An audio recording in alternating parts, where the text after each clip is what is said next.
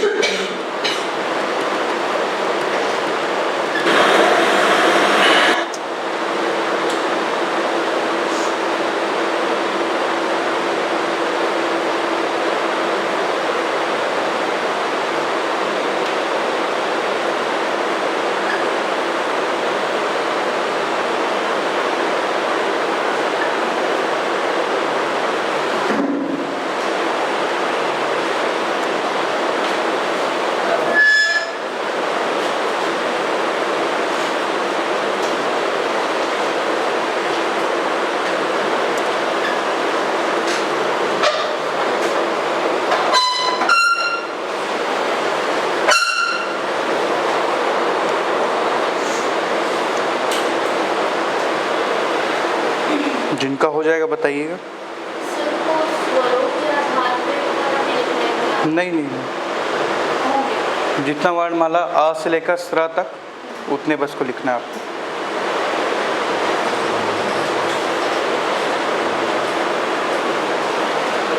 ठीक है।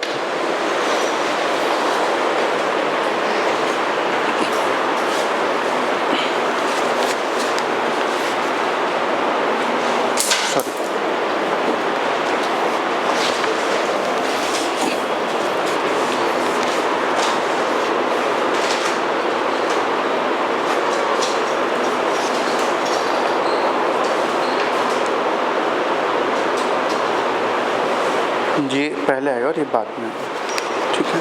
बाकी ठीक है, चल जाएगा। और यहाँ में हाँ जी ज में हलंत लगेगा तब जाके उससे ही है ना, ठीक। बाकी सही आपका वो चल जाएगा।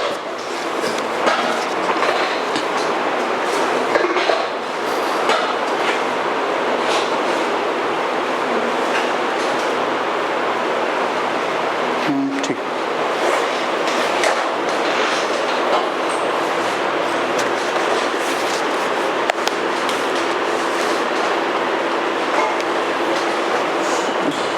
ये दोनों और ये दोनों अलग अलग होते हैं। आप इसके नीचे बिंदी लगा दें, इसके नीचे भी बिंदी लगा दें तो गलत हो जाएगा। बाकी सही।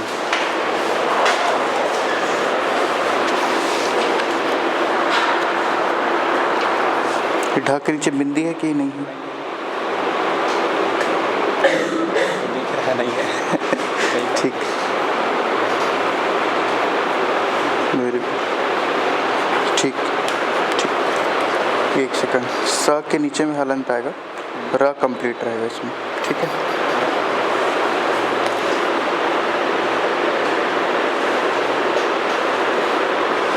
इसमें ड पहले आता है, ढ बाद में आता है, ठीक है।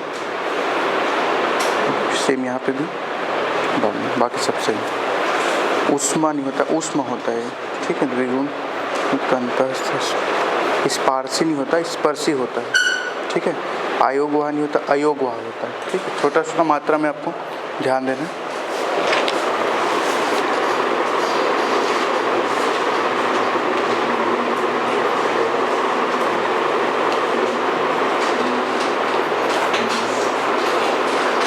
ठीक, वेरी गुड।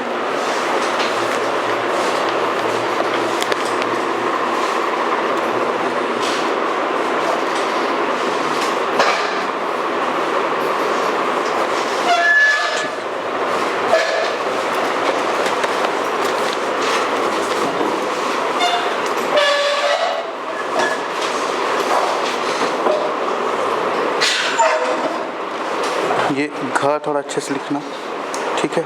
च के बाद छ आता है, फिर ज झ इया होता है, ठीक है। ट ठ ड बाकी सब म होता है जी, ग लिख दो, ठीक। वा नहीं होता, व होता है, ठीक है। ड के नीचे बिंदी रहेगा, ये वाला। अंतस्थ क्या लिखे, उष्म द्विगुण संयुक्त, ठीक है। बाकी काफ़ी अच्छा है। जैसे कर बोल रहे थे ना कि नहीं चारा करके, उससे बहुत अच्छा है।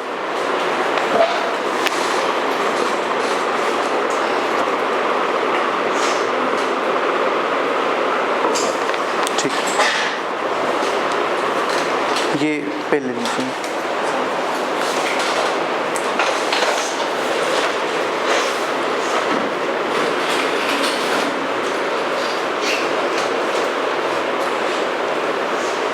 Very good. संयुक्त का आधा रहेगा, ठीक है। संयुक्त होता है, संयुक्त नहीं होता।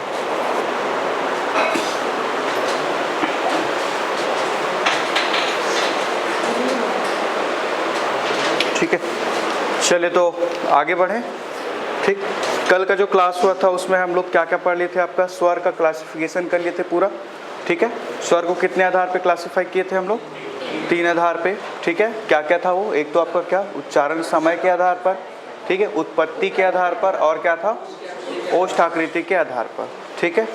तो उसमें हम लोग देखे थे उच्चारण समय के आधार पर, उसमें क्या क्या देखे थे, एक तो ह्रस्व स्वर, ठीक है, दीर्घ स्वर, ह्रस्व को ही लघु बोलते हैं, उसके बाद दीर्घ स्वर, और उसके बाद क्या था आपका क्या प्लुत स्वर, ठीक है।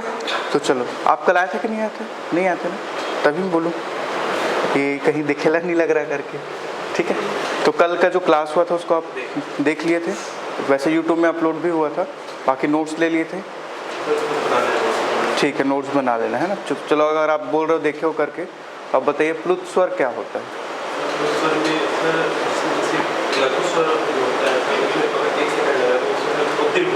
हाँ, 3 सेकंड का समय, मतलब क्यों ह्रस्व स्वर से 3 गुना समय लेता है, उसको क्या बोलते हैं, प्लुत स्वर बोलते हैं, ठीक है। चलिए, हरी साहब बताएंगे कि जो दीर्घ स्वर होगा उसमें क्या क्या उदाहरण आएगा, मतलब कौन कौन से वर्ण शामिल होंगे उसमें। हाँ हाँ, अरे ओम ओम नहीं होगा इसमें, दीर्घ स्वर की बात कर रहा हूँ मैं। हाँ हाँ, अभी क्या बोले हम लोग, एक ह्रस्व स्वर होता है, दूसरा क्या होता है दीर्घ स्वर होता है, और तीसरा क्या है प्लुत स्वर होता है। तो मैं वही पूछ रहा हूँ कि दीर्घ स्वर में क्या उदाहरण है। हाँ हाँ,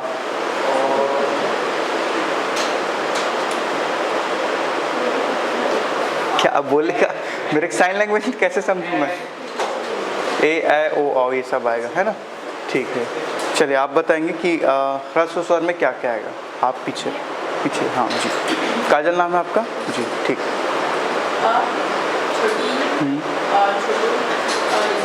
ठीक, वेरी गुड, क्लियर है। तो ये देख लिए थे। उसके बाद हम लोग क्या देखे थे, आपका क्या उत्पत्ति के आधार पर, ठीक है। तो आप लोग ये देखे होंगे उदाहरण में, जो ह्रस्व स्वर का उदाहरण है वही सेम उदाहरण आपका किस में देखते हैं, मूल स्वर में। ठीक है, मूल स्वर जो स्वतंत्र रूप से उत्पन्न हुए, ठीक है, उसको क्या बोले जाते हैं, क्या, मूल स्वर। ठीक, आप बताएंगे मूल स्वर में क्या क्या उदाहरण आता है। हाँ, अ की आ, अ, हाँ हाँ, और ऋषि का, आपका नाम क्या है, कुलदीप। चलो ठीक, कुलदीप यादव, सॉरी वो तो ठीक, कुलदीप सिंह, ठीक है, क्लियर, ठीक है। चलो हाँ पांडे, आप बताना कि जो उच्चारण, क्या उच्चारण बोलता, उत्पत्ति के आधार पे जो दूसरा क्लासिफिकेशन था दीर्घ स्वर, उसमें क्या क्या उदाहरण आएगा।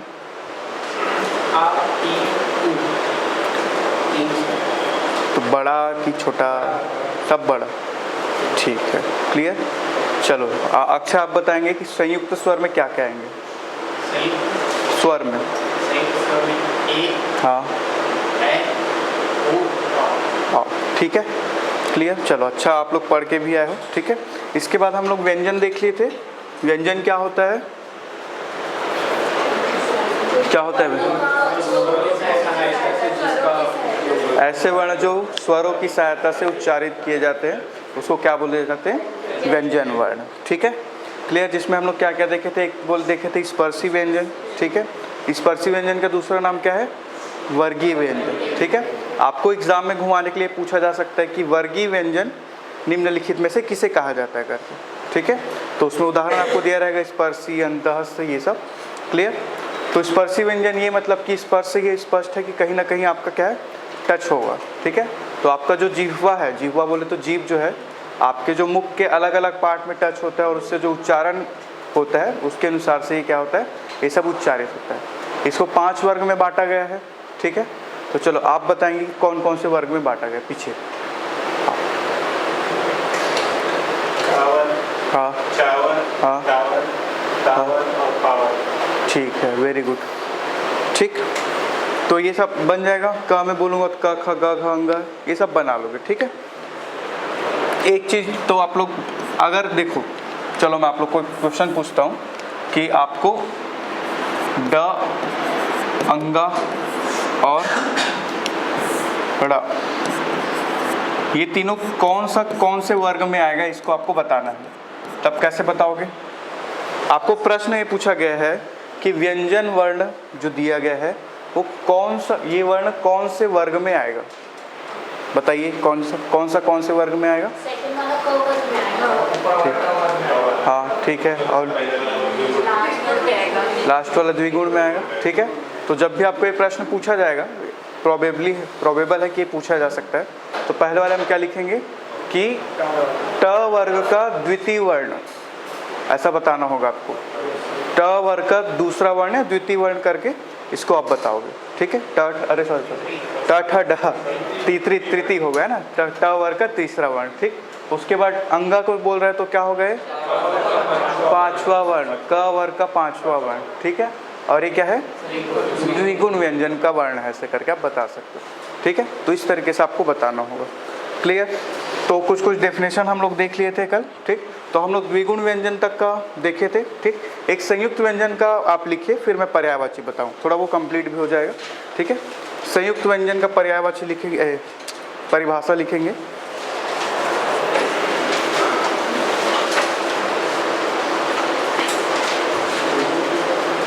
द्विगुण का कल मैं वो दिया था, होमवर्क किए हो कि नहीं किए हो, कर लियो ना पक्का। हाँ, कृपा सुने थे ना कल, कृपा कहाँ रुक जाती है वरना। ठीक, तो क्या वो संयुक्त व्यंजन लिखना, इसमें वे व्यंजन वर्ण ऐसे या फिर ऐसे व्यंजन वर्ण जिनका निर्माण, ऐसे व्यंजन वर्ण जिनका निर्माण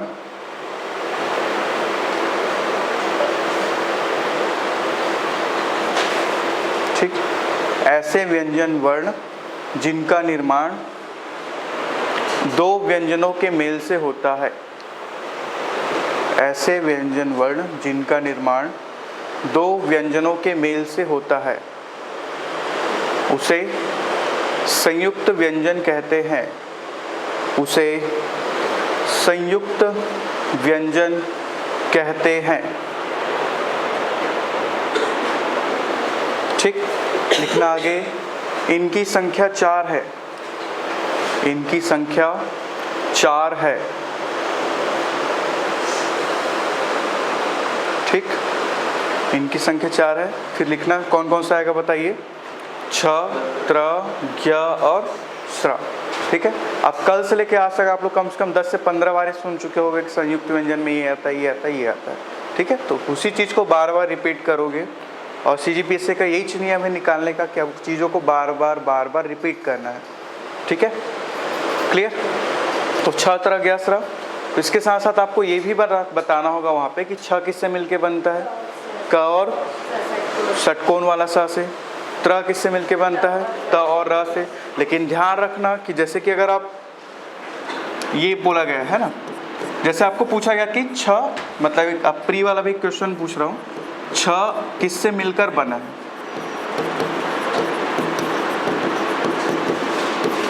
ठीक है, एक प्रश्न आपको पूछा जा रहा है, छ किससे मिलके बन रहा है। ठीक है, आपके ऑप्शन में सबसे पहला ऑप्शन रहेगा क धन षटकोण का स, बी रहेगा क धन शक्कर का स, सी रहेगा आपका क धन सरोता का स, और डी रहेगा आपका इनमें से कोई नहीं।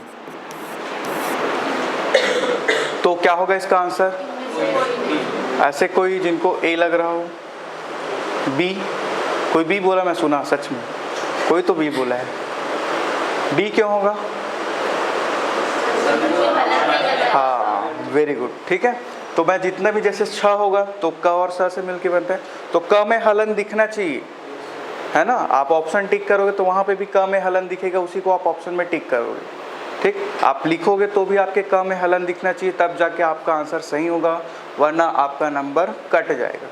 ठीक है, सोच रहे हो ना, एक हलन आपका कितना नंबर बिगाड़ सकता है। ठीक, तो ये तो छ क्या हो गया, वैसे आपका क्या होगा, त्र, ये बनेगा त और र से। ठीक है, ज्ञ हो गया, तो इसमें ज में हलंत लगेगा और यहाँ ऐसा रहेगा। ठीक है, और क्या बोला था, छात्र ज्ञ स्र, तो ये स में हलंत लगेगा और ये र ऐसे कुछ रहेगा। ठीक है, जब इसको और ब्रेक करते हैं ना, जैसे कभी मैं आपको वर्ण विच्छेद आगे मतलब बताऊंगा वर्ण विच्छेद कैसे करते हैं। ठीक है, तो ये त धन र धन अ ऐसा हो जाता है। ठीक है, ये तो कंप्लीट व्यंजन था। ठीक है, और व्यंजन क्या है, आपके स्वर से मिलके बनता है। ठीक है, तो र कंप्लीट रहता है तो र धन अ हो जाता है, वो क्लियर है यहाँ तक। वैसे ये सब भी हो जाएगा, इया जो है इया धन अ हो जाएगा, ये र धन अ हो जाएगा। ठीक है, और कुछ छूट रहा है क्या, ये षटकोण का सा, ये खैर ये तो नोटा वाला है, क धन सा आएगा उसमें, तो षटकोण का सा हलन के साथ धन अ हो जाएगा। क्लियर है चीज़ें। ठीक है, तो संयुक्त व्यंजन यहाँ पे होता है ख़त्म।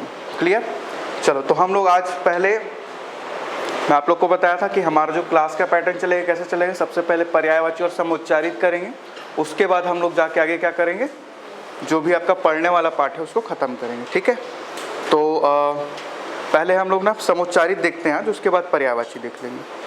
ठीक, तो कोई एक आप अपने कॉपी का एक सेक्शन बना लेना जहाँ पे हम लोग डेली समुच्चारित भिन्नार्थक सब लिखते चलेंगे। एक सेक्शन ये बना लेना जिसमें आप लोग पर्यायवाची डेली लिखते चलेंगे। ठीक है, और एक फेयर कॉपी बना लेना सब लोग, ये नहीं कि एक ही कॉपी में सब लोग लिखते जा रहे हो। अब वो वाला दिन चला गया ना कॉलेज में, जैसे कॉलेज में तो खैर लिखते नहीं थे, स्कूल में लिखते थे कि एक फेयर रफ कॉपी रहेगा जिसमें आप क्लास नोट करके आओगे और उसको जाके एक फेयर कॉपी में करते थे। तो डबल काम से बचना है आपको, है ना। समुच्चारित कहाँ पे है,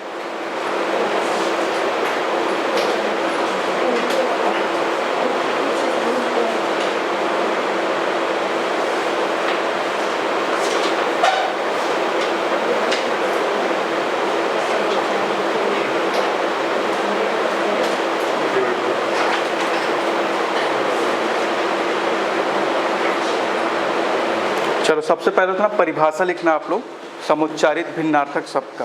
प्रश्न की तरह पे लिखना कि समुच्चारित भिन्नार्थक शब्द किसे कहते हैं। समुच्चारित भिन्नार्थक शब्द ऐसे लिखेंगे ना,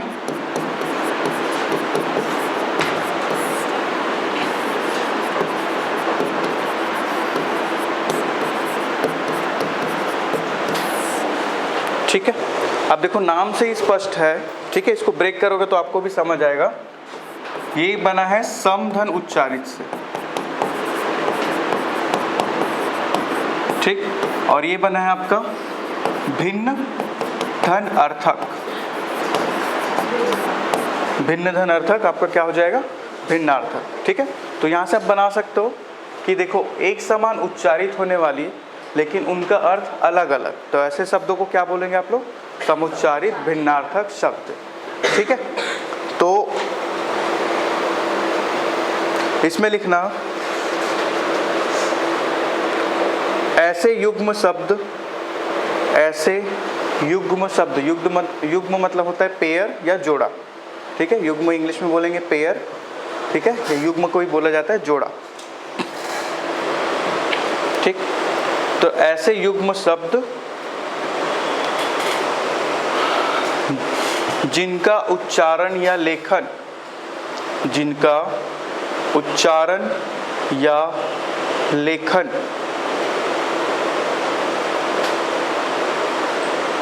में प्रायः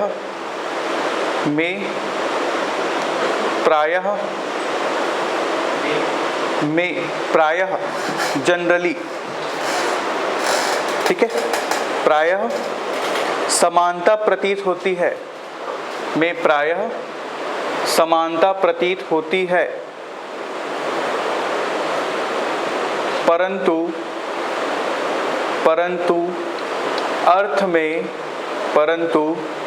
अर्थ में भिन्नता रहती है, परंतु अर्थ में भिन्नता रहती है। ऐसे ही शब्द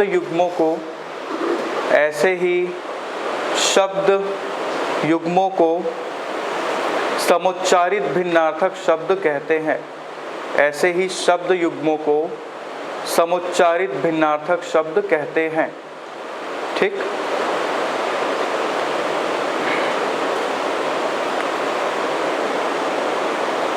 ठीक है, अब जिससे अब मैं आपको बताऊं कि सब में उदाहरण देना है। ठीक है, आप लोग को पढ़ लोगे ना तो बहुत सारा उदाहरण याद आ जाएगा। अभी शुरुआत है तो अभी मैं आप लोग को उदाहरण बता रहा हूँ। ठीक है, एक होता है अमित और दूसरा होता है आपका अमित। ठीक है, दोनों का दोनों ऐसा है कि उच्चारण के दृष्टिकोण से देखेंगे तो दोनों लगभग सेम होता है। ठीक है, लेकिन आप देखोगे मीनिंग का तो दोनों अलग अलग होता है। ठीक है, तो आप में से कोई ऐसे जो इनका मीनिंग जानता हो? कोई नहीं, चलो मैं बताता हूँ। ठीक है, ये वाला अमित का मतलब होता है अधिक या बहुत।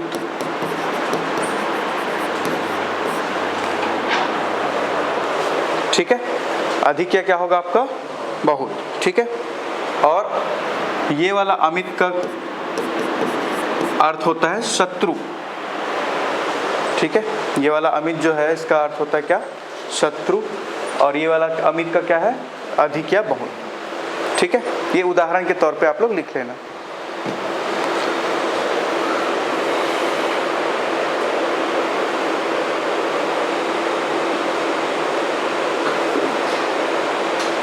ठीक है यहाँ तक। चलो अब मैं कुछ 4-5 आप लोग को दे रहा हूँ समुच्चारित भिन्नार्थक के प्रश्न, इसको आपको बनाना है। ठीक है, जैसे पहला आपका लिखते चलना साथ में, और जो चीज़ समझ आ रहा है उसको बनाते चलना।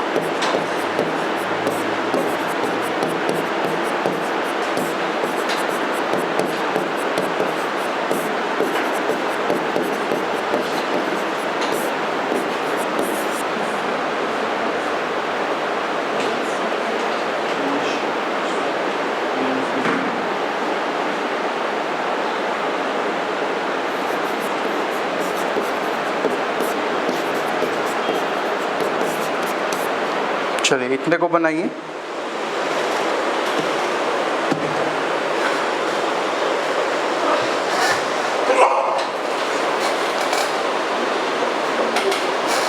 पहला है अंश और अंश, अपेक्षा उपेक्षा, अणु और अणु, असन आसन, आसान आसन्न। उसके बाद है अक्षी जिसमें छोटी की मात्रा है, और एक अक्षी जो बड़ी की मात्रा है।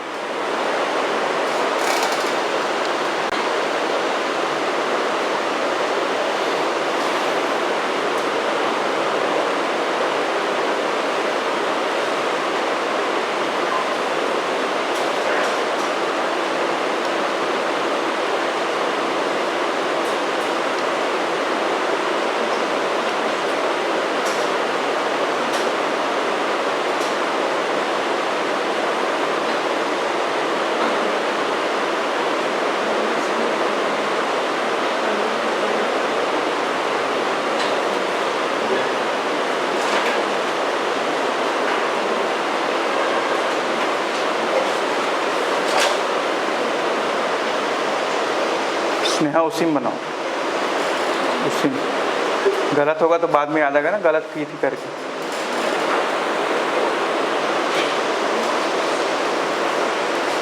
एक मिनट का और समय है, आप लोग जितना सोच सकते हो सोचो।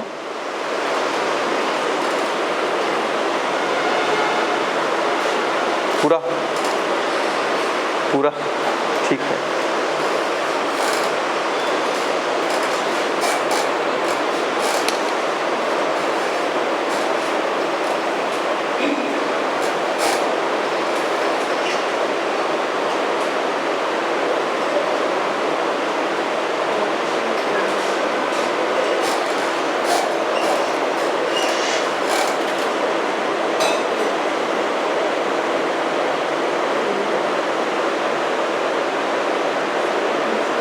बना कट 4 बना,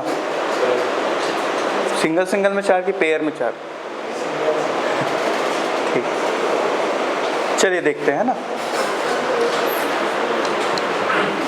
चलो पहले से स्टार्ट करते हैं, ठीक है। ये वाले अंश को आप लोग बनाए होंगे, उसका क्या होता है? हिस्सा हो बोल लो, खंड बोल लो, भाग बोल लो, सब सही है, ठीक है। इसका अर्थ क्या होगा आपका? हिस्सा। ये वाला अंश का अर्थ होता है कंधा, याद रखना है ना, कंधा, ये शोल्डर, ठीक। अपेक्षा और उपेक्षा, क्या बोलो? अपेक्षा मतलब उम्मीद, आशा, ये सब होगा, ठीक है। उपेक्षा मतलब क्या होगा? बुराई नहीं होता, मतलब उपेक्षा मतलब क्या होता है? इग्नोर टाइप का होता है थोड़ा सा, और बुराई करना और इग्नोर करना में थोड़ा सा फर्क होता है। आप तुलना नहीं होगा, अवहेलना होगा, अवहेलना, ठीक है। अपेक्षा का अर्थ होगा आपका आशा या उम्मीद बोल लो, ठीक। उपेक्षा का अर्थ होगा आपका अवहेलना,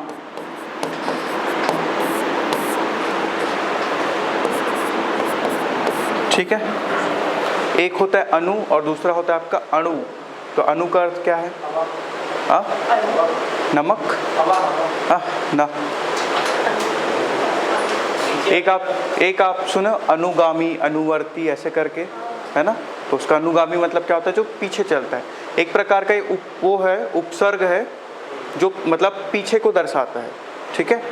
जैसे मैं बोल दूंगा अनुगामी, तो जो पीछे पीछे जाता है उसको क्या बोलते हैं? अनुगामी। तो इसका अर्थ क्या होता है? पीछे होता है, ठीक। और ये वाला अणु का क्या अर्थ होता है? कण बोल सकते हो, ठीक है।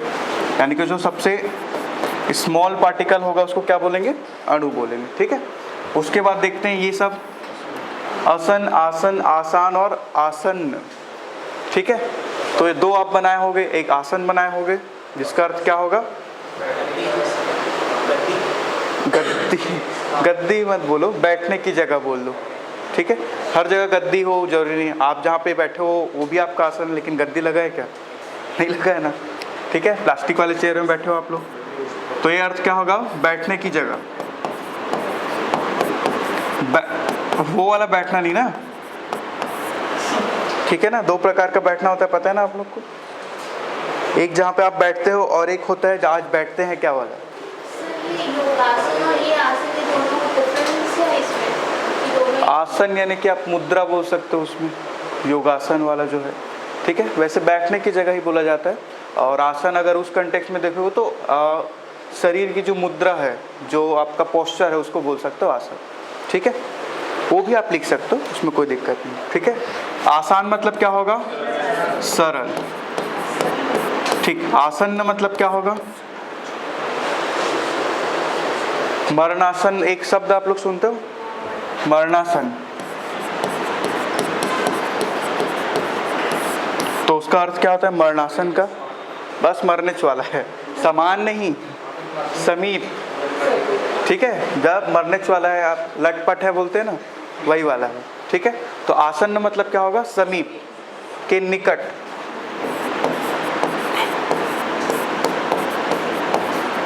मतलब दहलीज पे जो खड़ा है ऐसा टाइप का, ठीक। यह आदमी सोया है, वहाँ पे यमराज उनको दिख रहा है, वैसा वाला सीन, ठीक है। ये आसन मतलब क्या होता है, किसी को पता है? ये आसन मतलब होता है भोजन, ठीक है। इस अर्थ का होता है भोजन, ठीक है। उसके बाद लास्ट वाला जो है क्या है आपका? अक्षी और अपक्षी, ठीक है। तो बताइए क्या होता है? देखो, इसका अर्थ होता है आपका आँख, ठीक है, और इसका अर्थ होता है आँखों वाली, ठीक है। जैसे मैं आप लोग को मैं 2-3 बताता हूँ। आप सुने होंगे सोनाक्षी, आप सुने होंगे मीनाक्षी, एक आप सुने होंगे शताक्षी, और कुछ सुने, और कुछ होगा जो हमको नहीं पता। तो सोनाक्षी का अर्थ क्या होगा? जिसकी आंखें सोने की समान है, ठीक है। मीनाक्षी का अर्थ होगा जिसकी आंखें मछली के समान, मीन यानी होता है मछली, ठीक है। और शताक्षी मतलब होता है जिसकी 1000 आंखें हैं। शत मतलब क्या होता है? 100 होता है क्या? सॉरी, जिसकी 100 आंखें हैं, ठीक है, सॉरी, क्लियर। तो जिसकी 100 आंखें हैं, जो सीसीटीवी, अगर उसके जगह में आप सीसीटीवी का लगा दो, क्लियर है। तो ये चीज़ें क्लियर है, ठीक। ये एग्जाम में पूछा जाता है बार बार, आपको याद रखना ही रखना है, ठीक है। एक और बता रहा हूँ मैं आप लोग को, मतलब यही अक्षी से ही एक अक्ष बन सकता है और दूसरा आपका अक्षी बन सकता है। तो ये वाला तो मैं अभी क्लियर कर दिया। ये अक्ष का मतलब क्या होगा? धुरी समझते हो? धुरी, एक धुरी वो हो जाएगा, और यानी कि जिसके रेफरेंस में कोई चीज़ जो है घूम रहा है या कुछ कर रहा है, तो उसको क्या बोलते हैं? अक्ष बोलते हैं। केंद्र बोल सकते हो उसको, धुरी बोल सकते हो।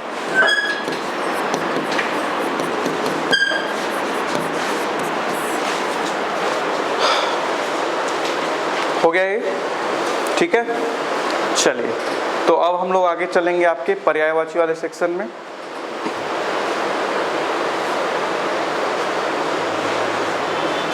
ठीक, तो कल हम लोग 2 ही देखे थे शायद, शंकर जी और गणेश जी। कावेरी, कामदेव का भी तो ऐसे ही बताया था, ठीक है। चलो, आज आप लोग बनाएंगे, एक बनाएंगे आज देवी देवता वाले ही चलने दो, एक बनाएंगे आप पार्वती का, ठीक। उसके बाद आपको बनाना है विष्णु, और बनाना है आपको लक्ष्मी, ठीक। और क्या बनाना है? इंद्र बना लो, ठीक है। और बना लेना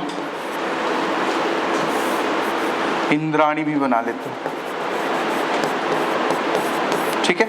इसको आप लोग कोशिश कीजिए कम से कम 5-5 अगर आप लोग बना पाते हैं सबका, कोशिश कीजिए 5-5 बनाने का। एग्जाम में 2 ही आएगा, या हो सकता है 1 ही आए, लेकिन अभी आप सीख रहे हो तो जितना बन रहा है उतना बनाओ।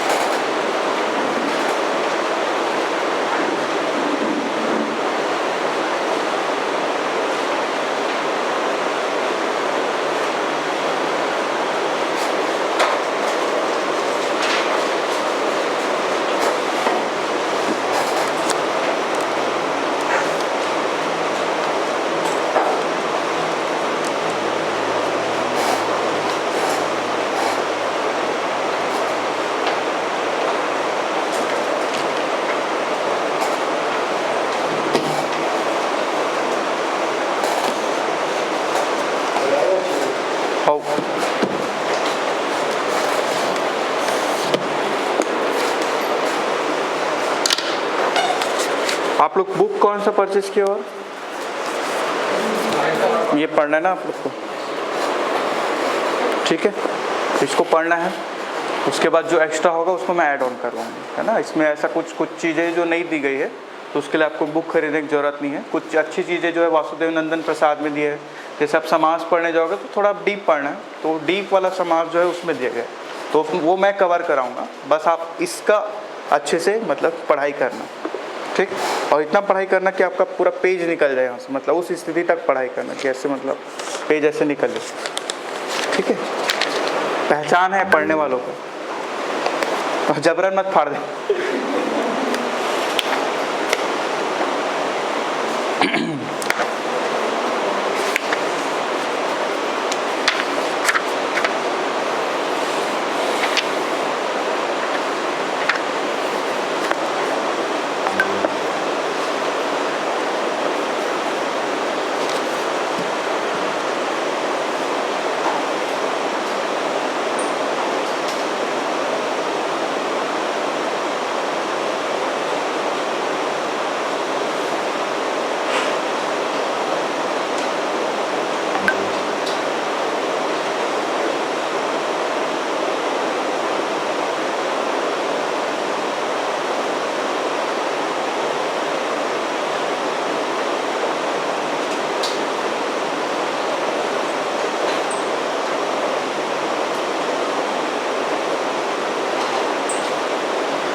चले देखे, चले ठीक है।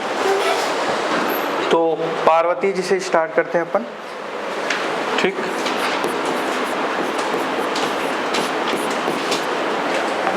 ठीक, तो कुछ आपका ऐसी मतलब नॉर्मल टाइप का नाम जो प्रचलन में है उसमें क्या क्या आता है। एक आता है उमा, ठीक है, एक आता है आपका गौरी, ठीक है, इस तरीके का आएगा। क्लियर है। उसके बाद आप सभी को पता है कि इनके पति का क्या नाम है, शिव है, तो उस नाम पे इनको बोला जाता है शिव प्रिया, ठीक है। अब शंकर का जितना भी पर्यायवाची आपको याद आता है सब में आप प्रिया लगा दो, वो क्या बन जाएगा, पार्वती जी का पर्यायवाची बन जाएगा। प्रिया, प्रिया फीमेल में प्रिया। शिव जैसे उमा प्रिय, शिव प्रिय हो, शिव प्रिया होगा, शिव प्रिया बोलते हैं। रुक जाओ, थोड़ा कंफ्यूजन हो रहा है। उमा प्रिया नहीं, शंकर प्रिय नहीं, अभी इसको शिव प्रिया रहने दो, ठीक है, और शिव प्रिया ही होता है, ठीक। गलती होगा सुधार लेंगे, अभी शिव प्रिया लिखो फिलहाल, ठीक है। शिव प्रिया और एक और होता है आपका भारिया होता है, ठीक है, तो शिव भारिया बोल सकते हो आप इनको, ठीक। अब देखो आपको शिव जी का पर्यायवाची पता है तो आप 10 ठो बना दोगे, ठीक। शंकर प्रिया, शंकर भारिया, भोले प्रिया, भोले भारिया, ठीक है। और जो भी मैं कल लिखवाया त्रयंबक प्रिया, इतना हार्ड बना दोगे तो भी वही आएगा। क्लियर है। उसके बाद आपको पता होना चाहिए कि पार्वती जी जो है वो किन की पुत्री है, आपको पता है। बाकी लोग, इनके पिताजी का नाम है शैल, ठीक है। क्लियर। तो शैल यानी क्या होता है आपका, पर्वत होता है। शैल का पर्यायवाची क्या क्या होता है, पर्वत होता है, और एक और क्या होता है, गिरी होता है, ठीक है। गिरी को पहले लिखना, पर्वत को बाद में। तो शैल से आपका क्या बन जाएगा, देखो जब भी किसी शब्द के पीछे में अगर ज लगता है तो उसका अर्थ होता है पुत्र, प्रत्यय लगता है तो पुत्र, और जा लगता है तो उसका मतलब क्या होता है, पुत्री, ठीक है। तो शैल की पुत्री से क्या बन जाएगा, जा बनाएंगे तो शैलजा। नाम सुना लग रहा है, शैलजा शैलजा, ठीक है। एक और गिरी से आप बनाएंगे तो क्या बनेगा, गिरिजा, ठीक है। गिरिजा, गिरिजा शंकर प्रसाद, ऐसा बहुत सारा नाम है, ठीक है। पर्वत जा भी बना सकते हो, हालांकि नाम प्रचलन में नहीं है, लेकिन आप बनाओगे तो सही होगा, ठीक है। पर्वत जा बनाओगे वो भी सही होगा, ठीक है। उसके बाद इसी में आप बना सकते हो शैल पुत्री, शैल सुता, ये सब आप बना सकते हो। शैलपुत्री, शैलसुता, ये सब बना सकते हो। सेम चीज़ यहाँ पे आप गिरिपुत्री, गिरिसुता, ये आप बना सकते हो। ठीक, पर्वत के साथ आप बना सकते हो पर्वत पुत्री, पर्वत सुता।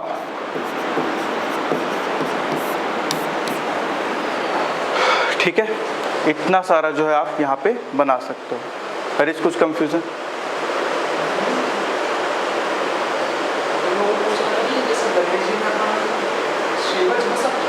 क्या क्या? श्रीवज,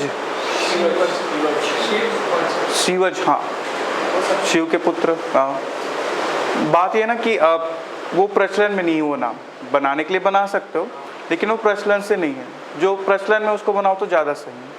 ठीक है, अब आपको मान के चलो एग्जाम में पूछा जाएगा गणेश का पर्यायवाची, आपको 10 वैसे कॉमन वाला पता है तो उतना में जाने का ज़रूरत नहीं।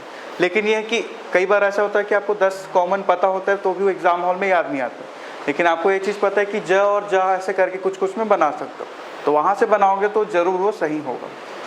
ठीक है, क्लियर? चलिए, तो ये हो गया पार्वती जी का। अगला क्या था आपका? विष्णु। ठीक, चलिए इसका क्या क्या बनाया है बताइए। हाँ ठीक है, चक्र पाणी बना सकते हो। एक क्या बना सकते हो, लक्ष्मी जी के कंटेक्स्ट में आप बना सकते हो। ठीक, लक्ष्मी का पर्यायवाची मैं कुछ कुछ बता रहा हूँ। एक होता है आपका क्या, पहला तो लक्ष्मी है, एक होता है क्या, श्री। सिर्फ श्री का भी मतलब क्या होता है, लक्ष्मी होता है। ठीक है, और होता है आपका रमा। ध्यान देना, उमा जो है पार्वती का पर्यायवाची है और रमा किसका पर्यायवाची है, लक्ष्मी जी का। ठीक है, तो यहाँ से आपका क्या बन जाएगा, लक्ष्मीपति, लक्ष्मीकांत। यहाँ से क्या बन जाएगा, श्रीपति। ठीक, श्रीकांत, रमापति, रमाकांत, ये सब आप बना सकते हो। ठीक, चक्रपाणी के साथ साथ आप इसको पीताम्बर भी बना सकते हो। ठीक, क्लियर है? और कुछ समझ आ रहा है? हरी हरी, हाँ हरी बना सकते हो।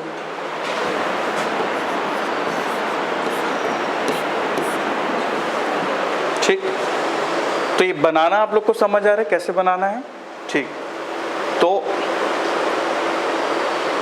और कुछ इसमें आप लोग ऐड ऑन करोगे? सर ये जो वासुदेव नाम है वो कृष्ण में आएगा तो विष्णु में भी आ सकता है? कृष्ण में आता है वो जनरली। ठीक है, वासुदेव नंदन बोलते थे ना, कृष्ण के पिताजी का नाम था वासुदेव। हाँ, लेकिन महाभारत में तो अर्जुन ने उसको यही बोला है ना, वासुदेव ही बोला है। ये कब बोल दी? हमेशा सीरियल में बोलते हैं, ऐसा नहीं चल। ठीक, वासुदेव नंदन, हे वासुदेव नंदन कृष्ण, ऐसा बोला मैं सुना हूँ। ठीक है, वासुदेव ही बोला, वासुदेव नंदन नहीं बोला। अब यार अब हम लोग, हाँ, अब मेरे को समझ आ रहा है कि जैसे हम लोग को कुछ अपने दोस्त लोग को आदत है ना कि उसके बाप के नाम से बुलाते हैं। ठीक है, तो ये वहीं से आया लग रहा है। ठीक है, वासुदेव नंदन है ना, वासुदेव के पुत्र होता है। ठीक है, एक बार देख लेना, क्योंकि मैं जो महाभारत देखा हूँ किसका, अरे कौन है वो, अरे वो पूम करके आता था, मैं समय हूँ, वो वाला देखा हूँ मैं, वही वाला है ना? हाँ वही। क्या वो रामानंद सागर बनाया था उसको? वही था? अरे पता नहीं, मतलब अभी लॉकडाउन हुआ था तो मैं रामायण ही देख पाता था, महाभारत में मैं मजा नहीं आ रहा है करके बंद कर देते हैं। ठीक है, क्लियर? हाँ, तो क्या बोल रहा था? हाँ, श्री कृष्ण में आप वासुदेव लिख सकते हो अगर ऐसा कुछ आप जो कह रहे हैं उसके हिसाब से। ठीक है, चलिए तो अगला देखते हैं, लक्ष्मी।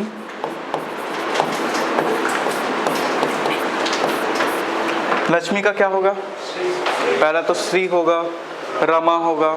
ठीक है, श्री हो गया, रमा हो गया, विष्णु प्रिया, ठीक।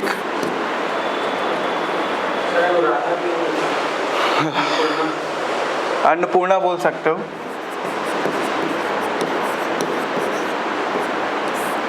ठीक। अरे क्या था,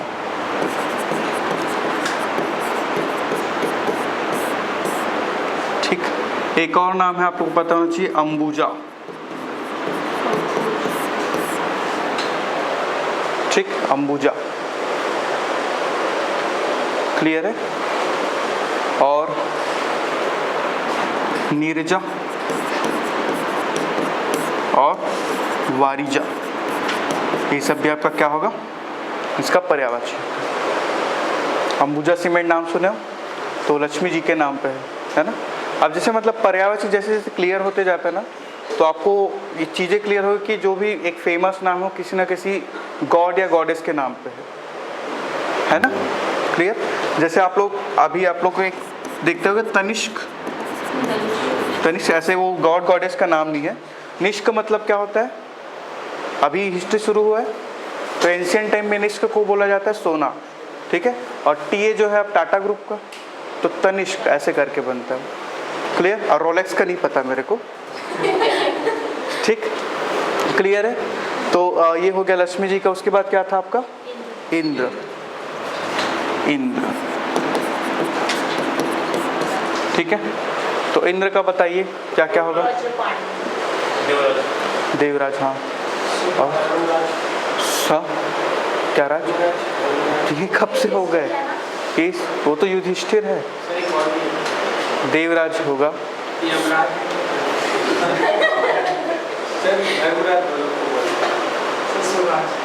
कौन सा राज, सूरराज नहीं बोलते, इनको बोला जाता है सुरेश। सुरेश, सुरेंद्र, देवों के जो स्वामी है उसको बोला जाता है इंद्र, ठीक है।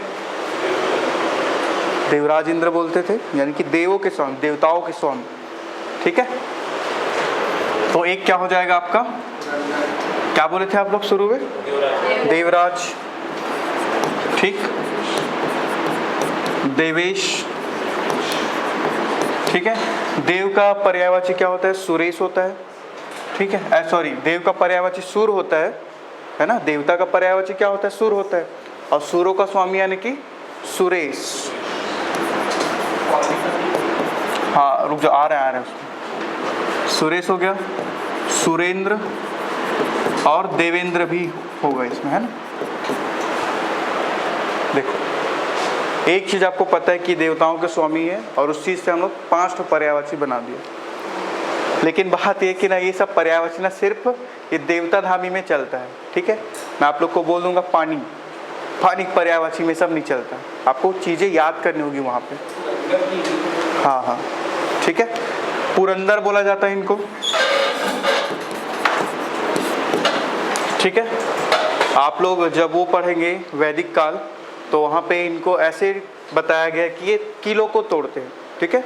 किला मतलब क्या होता है, पुर, ठीक है। रायपुर, बिलासपुर, ये सब लगा होता है ना, तो उस पुर का अर्थ होता है किला, ठीक है। किला मतलब जहाँ पे मतलब सराउंडिंग हुआ है, घेरा हुआ है, वैसा टाइप का पुर, ठीक है। तो उसको तोड़ने वाले कौन है आपके, इंद्र। तो उस नाम पे क्या बनता है, पुरंदर, ठीक है। उसके बाद इनकी पत्नी का नाम था सची था कि रति था, सची है ना।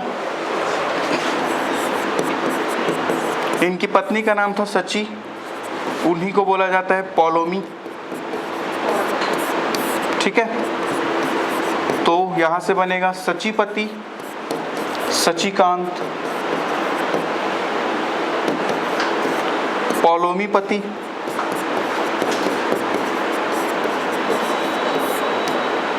पौलोमीकांत भी बना सकते हो, लेकिन वो ज़्यादा प्रचलन में नहीं है, ठीक है। सचिपति, सचिकांत, पौलोमीपति, ठीक। और उनका जो हथियार था वज्र। वज्र कैसा था, ऐसा टाइप का था, मतलब एकदम खाटी टाइप का था। ये थोड़ा अच्छा नहीं बना, मेरा ड्राइंग ठीक नहीं है। ऐसे लेके आते थे, मारते थे ठन ठन, ठीक है। तो ऐसा टाइप का आता था वज्र। तो यहाँ से आप बोलोगे वज्र पाणी, और क्या बन जाएगा आपका वज्रायुध। आयुध मतलब हथियार होता है, ठीक है। तो एक बनेगा वज्रपाणी और एक क्या बनेगा आपका वज्रायुध, ठीक। कहोगे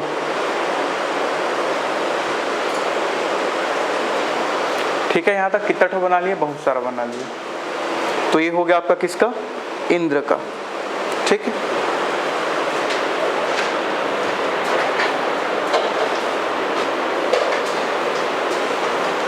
उसके बाद हम लोग देखते हैं इंद्राणी का।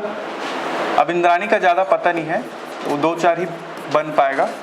जो भी मैं बताया, एक इंद्राणी का बनता है क्या, सची, एक और नाम है इनका पौलोमी, ठीक है। दोनों को लिखना, मैं एक बार देख लेता हूँ।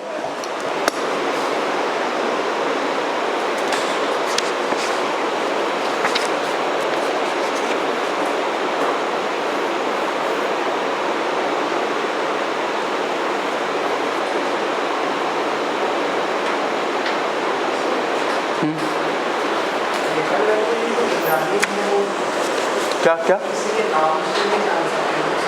क्या मतलब, नाम पोस्ट नहीं है, वो नाम है, वो नाम है, नाम से पद बन गया, नाम है वो, ठीक है। इंद्राणी उनकी पत्नी का नाम है, ठीक है। तो सची हो गया, पौलोमी हो गया, ठीक है। और एक और बोला जाता है इनको कि इंद्रवधू,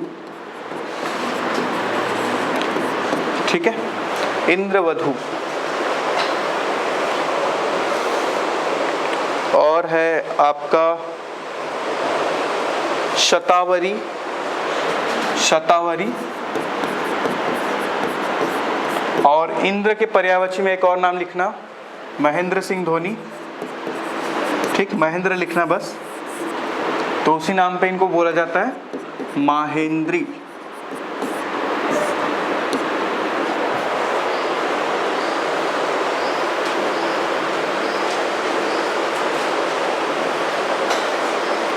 हो गया। सची, पौलोमी, इंद्रवधू, शतावरी, माहेंद्री, ठीक है। क्लियर है यहाँ तक। अब ये चीज़ों को याद भी रखना है आप लोग को, ठीक, क्लियर। तो जैसे जैसे होते जाएगा वैसे वैसे आप पे बर्डन बढ़ते जाएगा। ऐसा ना होना चाहिए कि आपका आगे पार्ट और पीछे सपाट हो, ऐसा ना होना चाहिए, ठीक है। तो धीरे धीरे, अभी ज़्यादा बर्डन नहीं है, अभी एक ही क्लास ही चल रहा है, आगे जाके आप लोग का 2-2 क्लास होगा, 3-3 क्लास होगा। तो आपका जो हैबिट है पढ़ने का, उसको बनाए रखना है ना। और हिंदी अगर डर लगे तो भागना मत, है ना। कभी भी ऐसा लगे कि हिंदी यार कुछ समझ नहीं आ रहा है, डर लग रहा है, निकलेगा नहीं निकलेगा, भाग मत जाना, भागते रहोगे, पूरा जीवन भागते रहोगे, सच बता रहा हूँ मैं, ठीक है, क्लियर। चलो, तो अब हम लोग उसमें आते हैं वापस पढ़ाई वाले पार्ट में। वर्णमाला वाला पार्ट में आपको मतलब बेसिक वाला करवा दिया था। अब हम लोग देखो, स्वर का क्लासिफिकेशन देख लिए थे, व्यंजन का क्लासिफिकेशन देख लिए थे। अब कंप्लीट जो वर्णमाला है ना, उसको और अलग अलग तरीके से क्लासिफाई किया जा सकता है, तो उसको हम लोग देखते हैं, ठीक है। तो वाले पार्ट पे चलिए।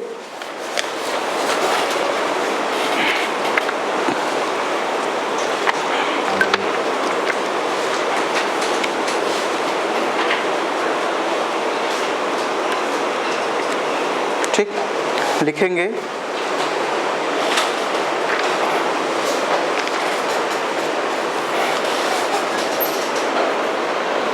हिंदी वर्णमाला का, लिखेंगे ऐसी टाइटल, हिंदी वर्णमाला का, हिंदी वर्णमाला का स्वर तंत्रियों में, स्वर तंत्रियों, स्वर तंत्रियों को अपन वोकल कॉर्ड्स बोलेंगे ना। मैं कल लेरिंग्स बता दिया था, वो एक्चुअल में वोकल कॉर्ड्स होगा, ठीक है। स्वर तंत्रियों में, स्वर तंत्रियों में ऐसा लिखना। कुछ कुछ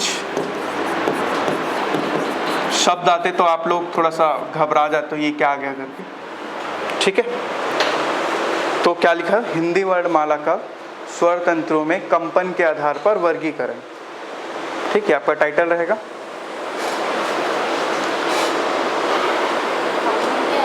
कंपन के आधार पर, स्वर तंत्रियों में कंपन, कंपन बोले तो वाइब्रेशन, कंपन के आधार पर वर्गीकरण।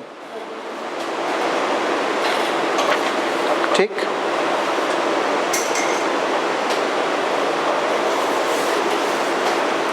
ठीक, नीचे लिखना, मतलब लिखना कंपन के आधार पर हिंदी वर्णमाला को, या स्वर तंत्रियों में कंपन के आधार पर हिंदी वर्णमाला को दो भागों में बांटा गया है। दो भागों में बांटा गया है। ठीक, इसमें लिखना पहला होगा आपका अघोष, ठीक है, और दूसरा लिखना इसमें सघोष।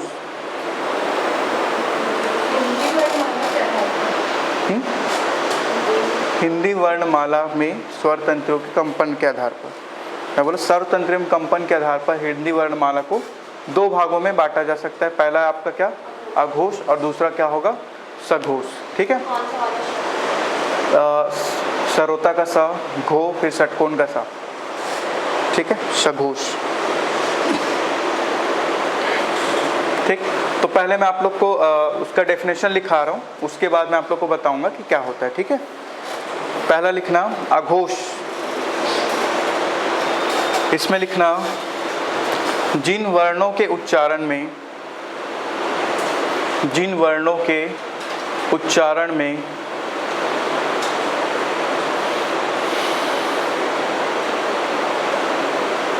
जिन वर्णों के उच्चारण में स्वर तंत्रियों में कंपन नहीं होता, स्वर तंत्रियों में कंपन नहीं होता, उन्हें अघोष कहते हैं, उन्हें अघोष कहते हैं।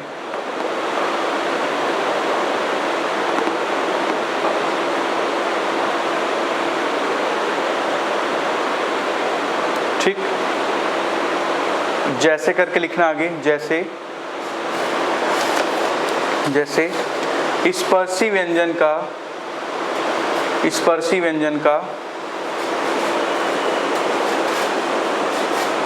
स्पर्शी व्यंजन का पहला और दूसरा, स्पर्शी, ऐसा लिखना है, स्पर्शी व्यंजन के प्रत्येक वर्ग का पहला और दूसरा वर्ण।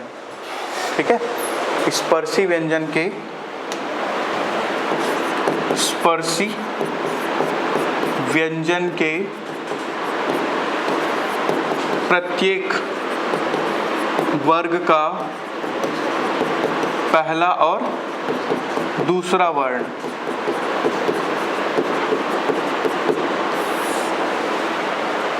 स्पर्शी व्यंजन के प्रत्येक वर्ग का पहला और दूसरा वर्ण। ठीक है, नेक्स्ट पॉइंट लिखना इसी में, नेक्स्ट पॉइंट ऊष्म व्यंजन का, ऊष्म व्यंजन का तीनों सा। ठीक है, ऊष्म व्यंजन का शक्कर का सा, षटकोण का सा और सरोता का सा।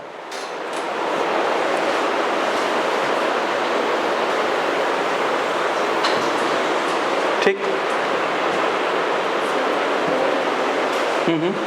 ये तीनों ऊष्म व्यंजन का क्या क्या आ जाएगा, ये शक्कर का सा, षटकोण का सा और सरोता का सा, ये तीनों चीज इसमें आ जाएगा। क्लियर है?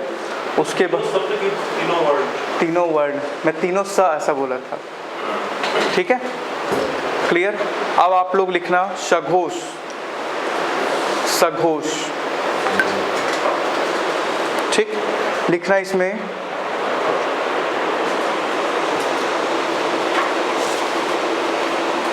जिन वर्णों के उच्चारण में, जिन वर्णों के उच्चारण में स्वर तंत्रियों में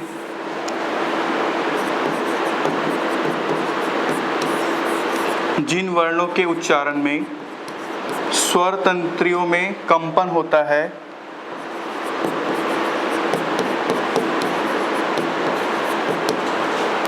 उन्हें सघोष कहते हैं।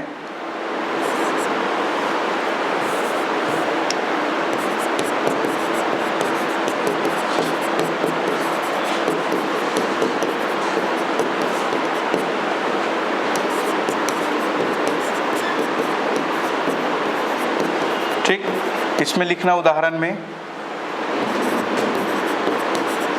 स्पर्शी व्यंजन वर्ग का दूसरा, तीसरा और पांचवा वर्ण। स्पर्शी व्यंजन वर्ग का दूसरा, तीसरा और पांचवा वर्ण। ठीक। और लिखना इसमें संपूर्ण अंतःस्थ व्यंजन,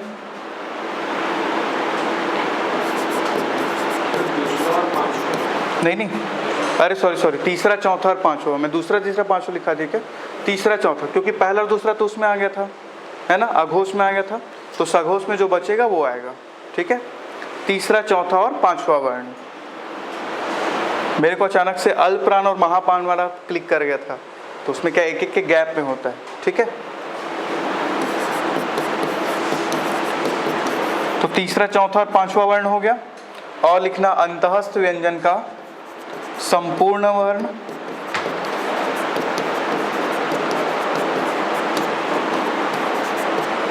और ऊष्म व्यंजन का ह। ठीक है, ऊष्म व्यंजन से क्या आ जाएगा आपका? ह।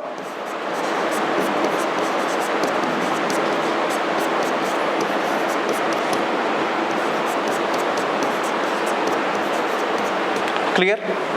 तो चलो आप लोग अपने कॉपी में इसको बनाओ, इतने को पूरा लिखो, और दो डिफरेंट टाइप का कलर यूज करके आप लोग बना लेना कि पहले और दूसरे क्या होता है, किस में आएगा आपका? अघोष में आएगा। अघोष था कि सघोष था? ये पहला और दूसरा अघोष होता है। ठीक है, और तीसरा, चौथा, पांचवा जो है वो क्या होगा आपका?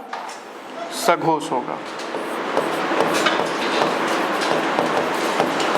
ठीक, आपको एग्जाम में पूछा जाएगा तो सारे वर्ण लिख के भी दिखाने होंगे, है ना। अगर आपको पूछा जाए अघोष व्यंजन, ठीक है, और ऐसा है कि कुछ स्कोप बन रहा है कि पूरा का पूरा बना पाओ वहाँ पे, तो पूरा का पूरा दिखाना होगा आपको वहाँ पे। ठीक,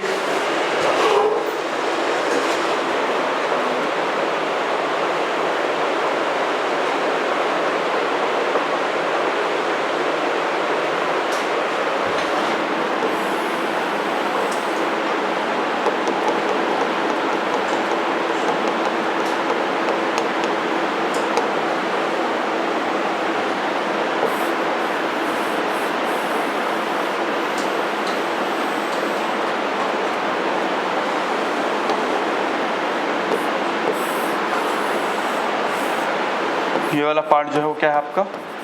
सघोष। ठीक,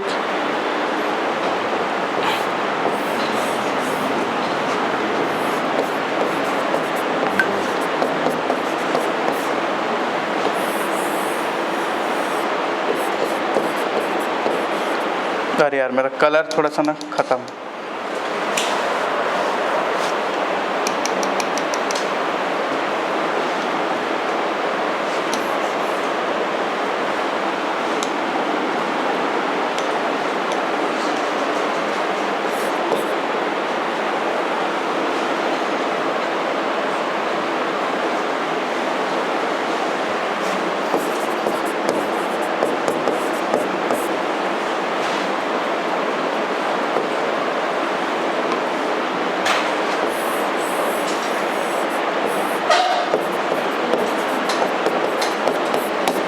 ठीक है, यहाँ तक क्लियर है? तो आपको दिखना चाहिए कि अघोष और सघोष में क्या क्या आ रहा है ना।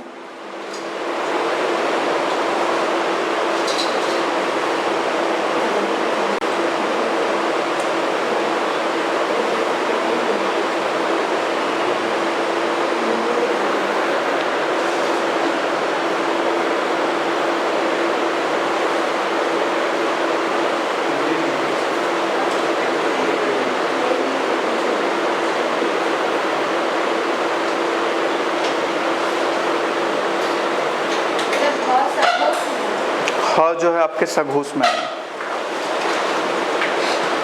अघोष में आपका स स स।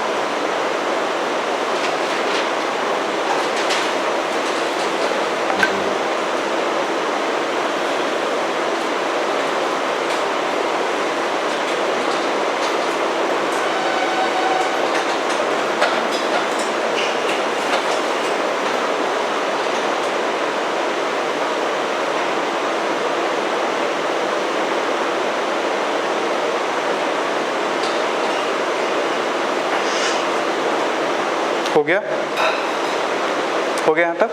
चलो अब अगला क्लासिफिकेशन करेंगे हम लोग प्राणवायु के आधार पर।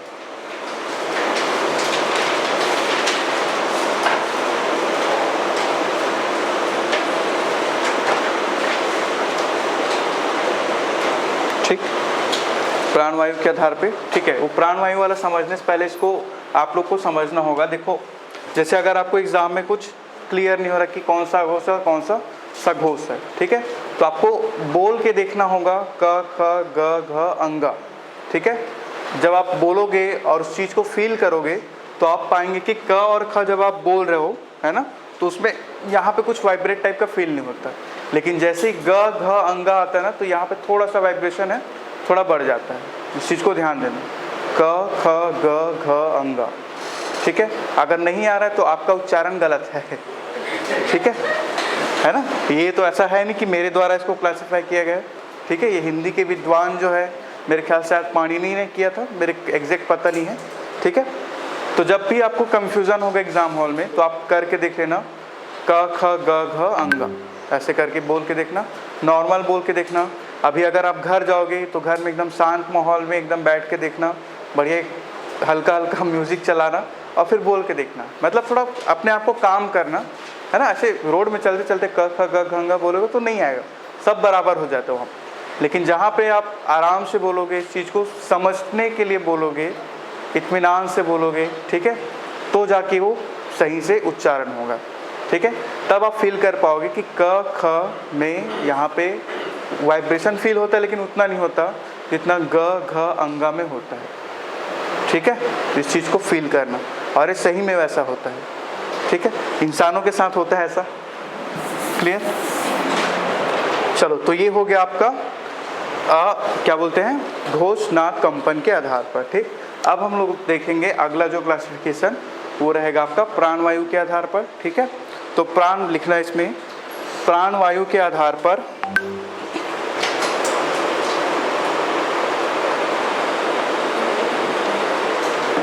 पहला होगा, पहला लिखना अल्प प्राण और महाप्राण। अल्प प्राण और महाप्राण। प्राणवायु क्या होता है, जो जैसे मैं बोल रहा हूँ तो हवा जो बाहर आ रहा है ना, उसको मैं बोलता हूँ प्राणवायु। ठीक है, तो पहला क्या लिखे हम लोग, अल्प प्राण, और दूसरा क्या लिखेंगे, महाप्राण। ठीक है, अल्प प्राण में लिखेंगे जिन वर्णों के उच्चारण में, जिन वर्णों के उच्चारण में, जिन वर्णों के उच्चारण में श्वास वायु की मात्रा, श्वास वायु या उसी को बोला जाता है प्राणवायु। ठीक है, जिन वर्णों के उच्चारण में प्राणवायु की मात्रा कम होती है, प्राणवायु की मात्रा कम होती है, उन्हें अल्प प्राण वर्ण कहते हैं। उन्हें अल्प प्राण वर्ण कहते हैं।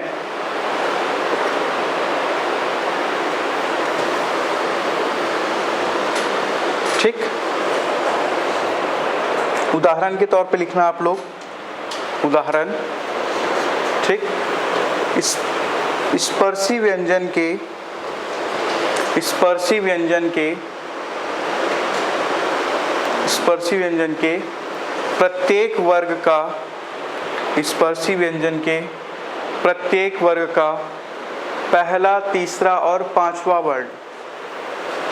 स्पर्शी व्यंजन के प्रत्येक वर्ग का पहला, तीसरा और पांचवा वर्ण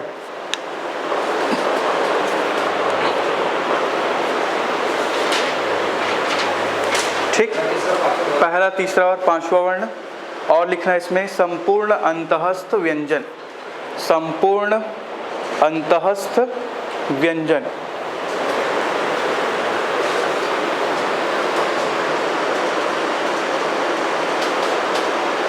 ठीक, ठीक है, तो अब इसमें अब पहला, तीसरा, पांचवा वर्ण आएगा तो क्या क्या आ जाएगा आपका। जैसे अगर क वर्ग में क्या क्या आ जाएगा, क आ जाएगा, ग आ जाएगा और अंगा आ जाएगा। ठीक है, वैसे आपका च वर्ग में देखेंगे तो च आएगा, ज आएगा और यहाँ आ जाएगा। ठीक है, सेम वैसे अपन ट में देखेंगे तो ट आएगा, ड आएगा और ड़ आएगा, ड़, ठीक है। उसके बाद देखेंगे कौन सा वर्ग आता है, उसके बाद त वर्ग, त आएगा, द और न, क्लियर। उसके बाद लास्ट वाला है प वर्ग में, प वर्ग आएगा, प आएगा, ब आएगा और लास्ट में क्या आ जाएगा, म आएगा, ठीक है। सेम इसमें भी वही होगा, जैसे ये भी मतलब प्रैक्टिकली वो है, पॉसिबल है। जब आप इसका उच्चारण करके देखेंगे तो आप देखेंगे कि क ख ग घ घ, ऐसा क ख ग घ अंगा बोलेंगे। तो क में आपके मुंह से जो वायु बाहर आ रहा है उसका मात्रा कम होगा एज कम्पेयर टू ख के, क ख ग घ अंगा, ठीक है। आप बोल के देख लीजिए, आप लोग यकीन नहीं हो रहा तो ठीक, आ रहा है ना, आ रहा है ना, आ रहा है, क ख ग घ अंगा, क्लियर है। वैसे आप बोलेंगे च छ ज झ य, ठीक। आपका आप कमांड तो आपके ऊपर है, ऐसा तो है नहीं कि आप एक ही हवा में च छ ज झ या बोल दो, लेकिन कैसे बोलते च छ ज झ या, तब आपको फील होगा कि जो प्राणवायु है, जो अंदर से हवा बाहर आ रहा है, थोड़ा सा डिफरेंस है, ज़्यादा नहीं, थोड़ा सा, क्लियर। तो अब नेक्स्ट लिखेंगे महाप्राण। सर ये अंतस्थ वाला जो व्यंजन है वो सघोष भी है और फिर इधर भी आता है। हाँ हाँ हाँ, ये वो वाला जो है सघोष और अघोष वाला क्लासिफिकेशन था। अब ये वाला कौन सा क्लासिफिकेशन है आपका, अल्पप्राण और महाप्राण वाला, ठीक है। तो अल्पप्राण हो गया। अब हम लोग देखेंगे महाप्राण।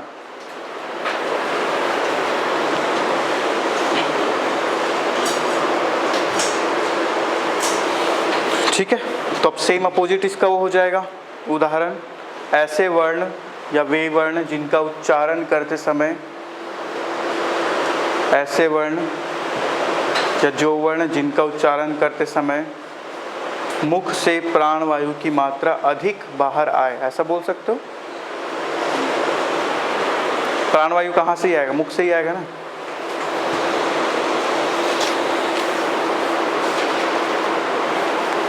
या जिन वर्ण, मतलब क्या लिखे हो आप लोग, जिनका उच्चारण करते समय, हाँ, जिनका उच्चारण करते समय प्राणवायु की मात्रा अधिक हो,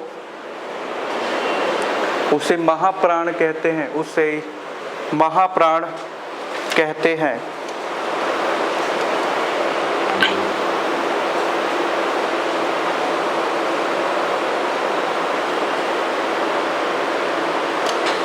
ठीक है, यहाँ तक क्लियर। चलिए, तो ये हो जाएगा आपका महाप्राण। अब महाप्राण में क्या क्या आ जाएगा, जो बच रहा है वो, जैसे कि आपका स्पर्शी व्यंजन का कौन सा वर्ग, प्रत्येक वर्ग का दूसरा और चौथा वर्ण।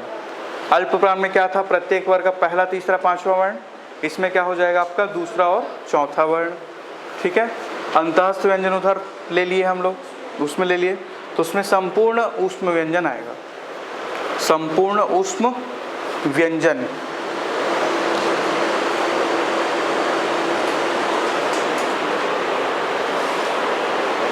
क्लियर यहाँ तक। चलिए, संपूर्ण ऊष्म व्यंजन, ठीक। चलो, तो ये हो गया आप लोग का क्या, अल्प प्राण और महाप्राण के आधार पर, ठीक। अब हम लोग देखेंगे आपका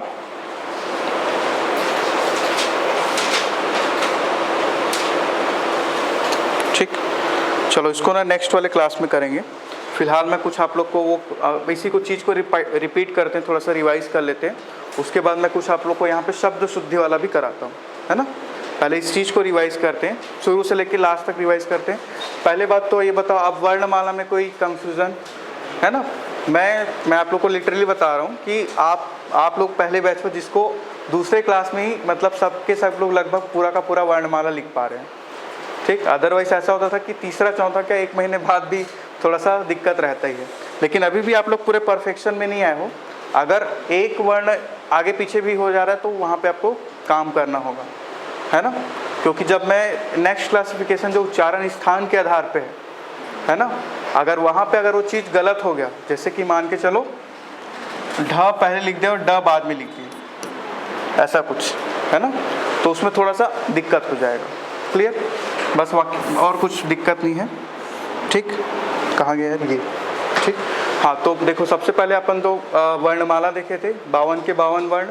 जिसमें से आपका स्वर का संख्या कितना है 11, अयोग वाह कितना है, इस व्यंजन कितना है टोटल 35 35, ठीक है 33 + 2 अपडेटेड वर्जन हम लोग के पास, ठीक है, जिसमें स्पर्शी व्यंजन 25 और आपका संयुक्त व्यंजन वो तो दूसरा है खैर, ठीक है, क्या बोल रहा था, अंतःस्थ व्यंजन 4, पुष्प व्यंजन 4, उत्क्षिप्त व्यंजन कितना होगा 2 2 2, उसी को द्विगुण व्यंजन भी बोलते हैं, ठीक है।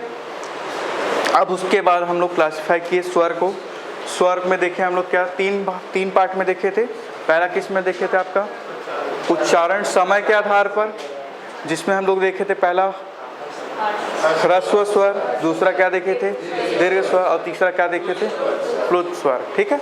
इसको हम लोग एक मात्रिक, द्विमात्रिक और त्रिमात्रिक भी बोलते हैं, क्योंकि उसका उच्चारण का समय जो है कुछ वैसे ही टाइप का है, ठीक है। और उदाहरण आप लोग बता लोगे, उसमें कोई दिक्कत नहीं है। उसके बाद दूसरा क्लासिफिकेशन देखे थे क्या उत्पत्ति के आधार पर, ठीक, जिसमें क्या क्या था मूल स्वर, दीर्घ स्वर और संयुक्त स्वर, ठीक है, ठीक। ये तो हो जाएगा, उदाहरण भी आप लोग बता दोगे, कोई दिक्कत नहीं है।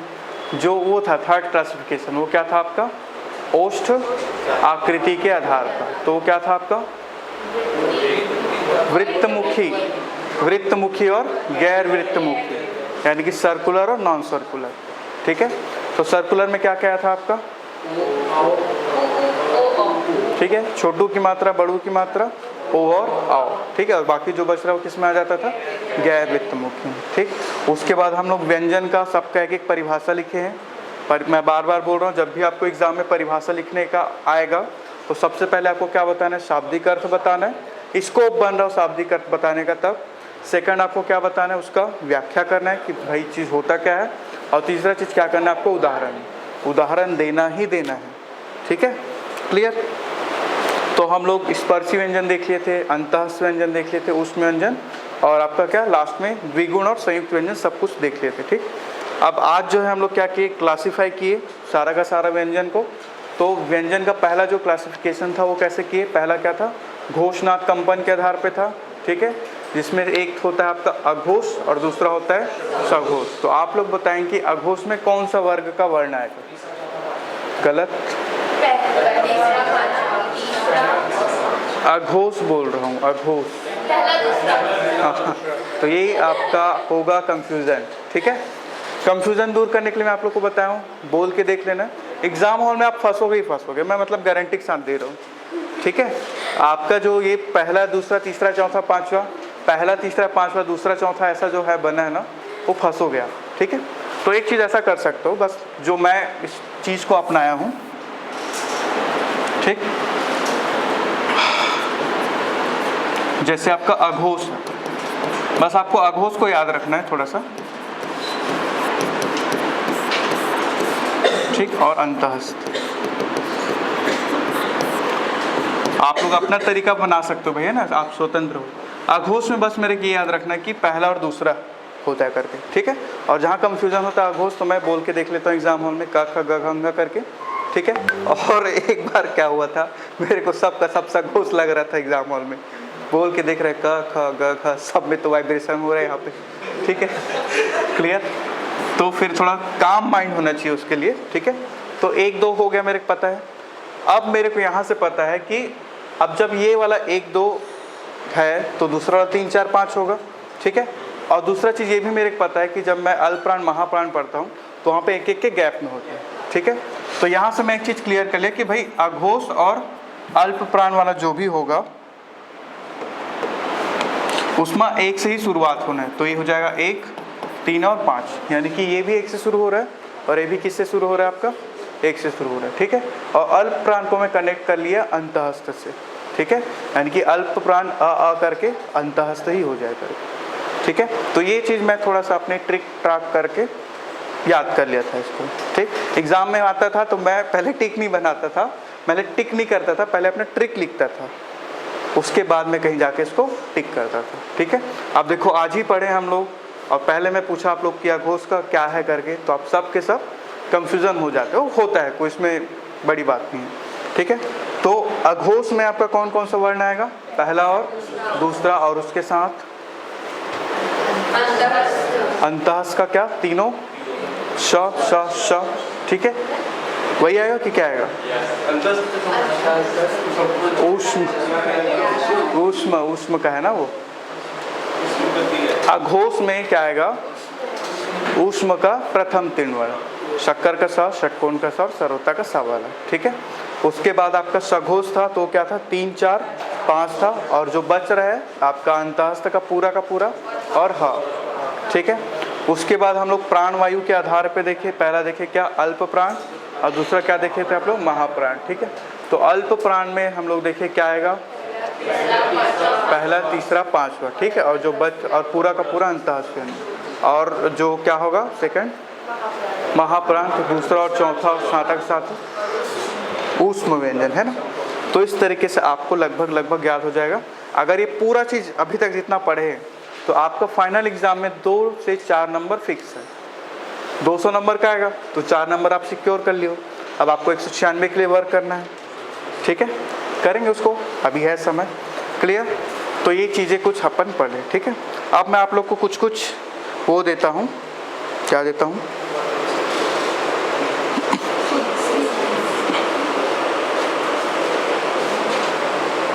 शब्द शुद्धि वाले कुछ अपन देखते हैं, ठीक। शब्द शुद्धि में बताऊँ मेरा सबसे फेवरेट टॉपिक है।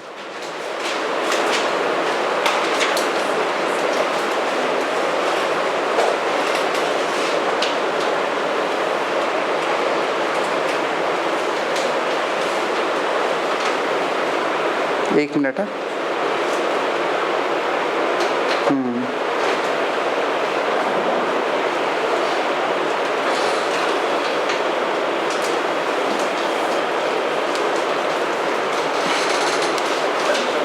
मैं यहाँ पे कुछ शब्द लिखूंगा, ठीक है।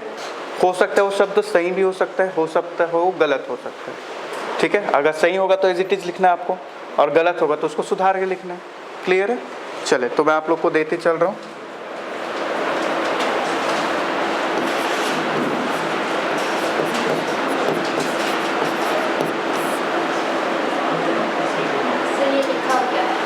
अजमाइश,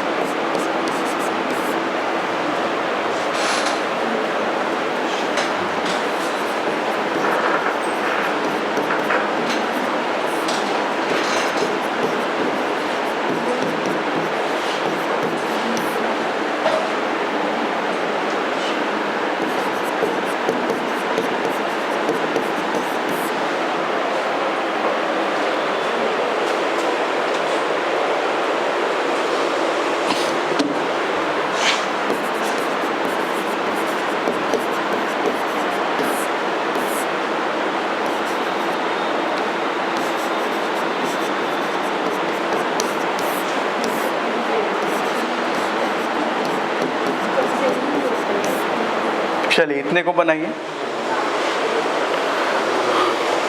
अजमाइश, अतिथि, अकस्मत, अनुग्रहित, नुपुर, श्राप, अधिग्रह, अधिग्रहित, अंताक्षरी, अभ्यारण्य, कवियत्री, श्रृंगार। चलो मैं एक हिंट दे रहा हूँ आप लोग को, इतने में जितना भी लिखा है उसमें सिर्फ एक ही वर्ड सही है, बाकी सब गलत है।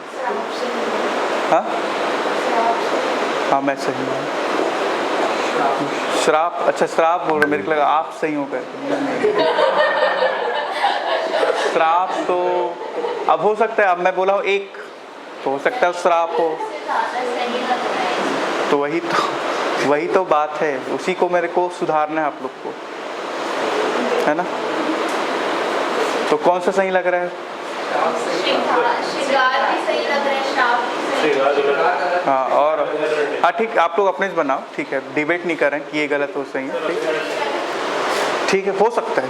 मैं बोला एक सही है ना, एक सही है, बाकी सब गलत है, तो हो सकता है वो कि अभ्यारण भी आ सकता है उसमें श्राप भी आ सकता है, कुछ भी आ सकता है।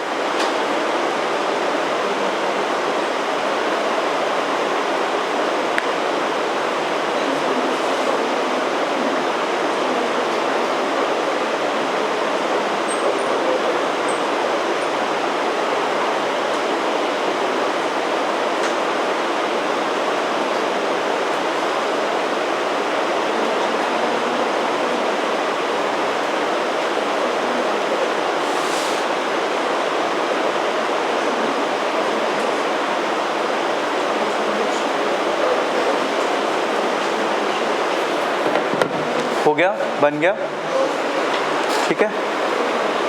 आपको कितना सही लग रहा है?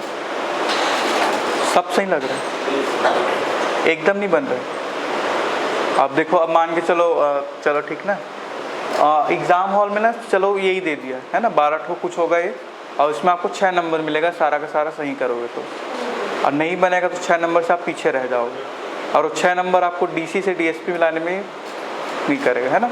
तो एक एक नंबर का एकदम गला काट प्रतियोगिता बोलते हैं ना, गला काट, तो वैसा टाइप का है। तो आपको जो भी पढ़ना है उसको मतलब एकदम मतलब क्या होना चाहिए, उसको अच्छे से पढ़ना है, वो शब्द नहीं आ रहा है, ठीक है।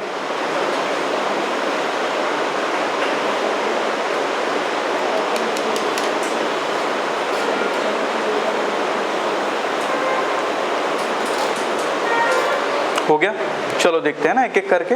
और देखो अभी हम लोग सीख रहे हैं, तो आप लोग ना पूरा का पूरा बनाना, ठीक, किसी को छोड़ना मत। जैसे मैं 12 ठो दिया हूँ ना, अभी आप लोग सीख रहे हो, तो आपके हिसाब से जो लग रहा है पूरा पूरा 12 बनाना। 12 गलत हो जाएगा तो भी सही है, कोई दिक्कत नहीं है, ठीक। लेकिन 12 को मैं सुधरवाऊँगा, उसके बाद गलत नहीं होना चाहिए, कभी नेक्स्ट में होगा तो, ठीक है। इस चीज़ को आप लोग को अपनाना होगा।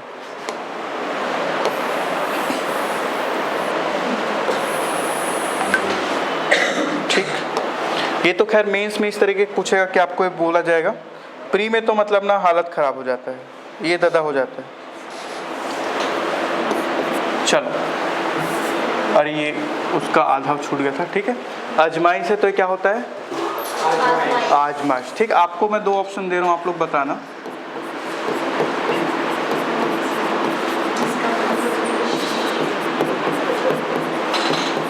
चलो मैं आप लोगों को 4 ऑप्शन देता हूँ।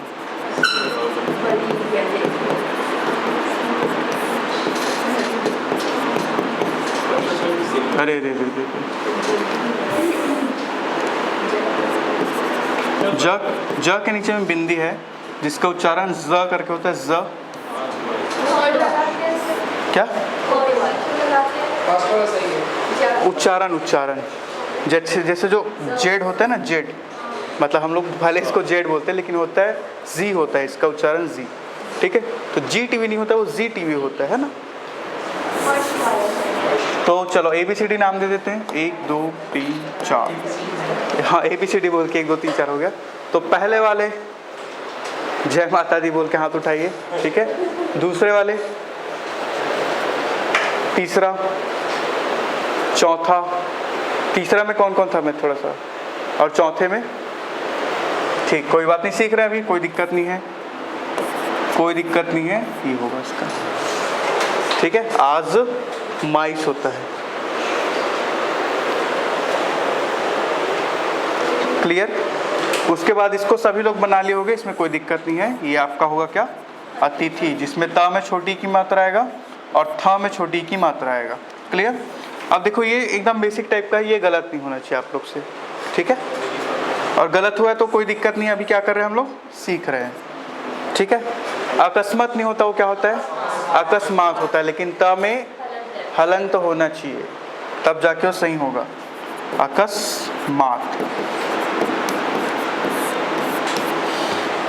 ठीक है। आप देखो अनुग्रहित सही है कि गलत है, गलत है, ठीक है।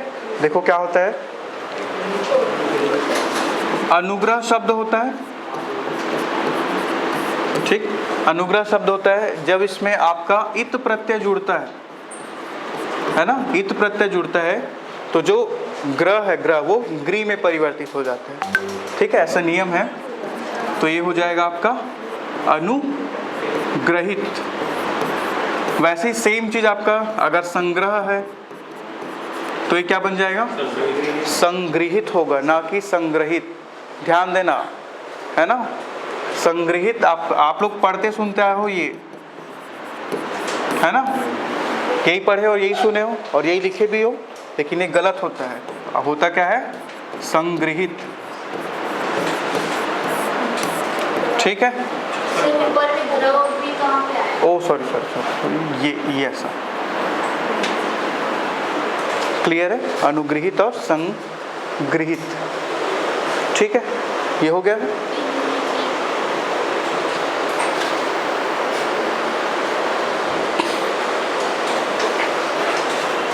चलो देखो, अब अनुग्रहित हो गया। नुपुर, नुपुर में क्या होता है? अभी मैं आप लोग को ऑप्शन देता हूँ, है ना।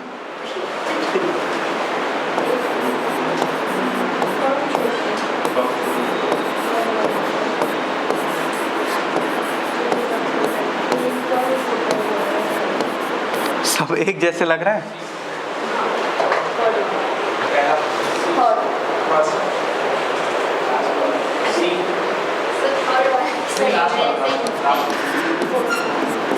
एक वाले कितने हैं? एक वाले, एक ऑप्शन वाले कितने लोग हैं जो टिक करेंगे? एक को, 2, 3, 4। सुष्मिता आप इधर, साइंस की तरफ से हो। ना में बड़ू की मात्रा, पा में छोटू की मात्रा और र। नुपुर, नुपुर का अर्थ क्या होता है? पायल। हाँ, पायल। हाँ, जो पहनते हैं वाला पायल। हाँ। अरे भाई, वो ब्रांड नुपुर मेहंदी नाम से ब्रांड आता है। ठीक है, क्लियर। जैसे वही बात है, जैसे कि हम लोग टूथपेस्ट को कोलगेट समझते हैं, है ना। आप जाते हो तो हाँ, लेकिन वो टूथपेस्ट होता है ना। जैसे हम लोग जाते हैं तो क्या बोलते हैं, भैया कोलगेट देना, तो फिर वो बोलता है कि दंत कांति दूँ कि वो दूँ, ऐसा बोलता है। ठीक है। और वैसे वॉशिंग पाउडर का नाम निरमा पड़ गया, भैया निरमा देना बोलते हैं। निरमा ब्रांड का नाम है। मैगी क्या? अच्छा, उसको नूडल्स बोलते हैं, मेरे को पता नहीं था। मैं तो भैया मैगी देना बोलता हूँ, तो फिर बोलता है भैया ईपी का मैगी दूँ? नहीं, वो वाला। हाँ, आप देखो श्राप। आप नेक्स्ट है आपका श्राप, है ना। तो इसमें आप लोग बताना सही कौन सा होगा।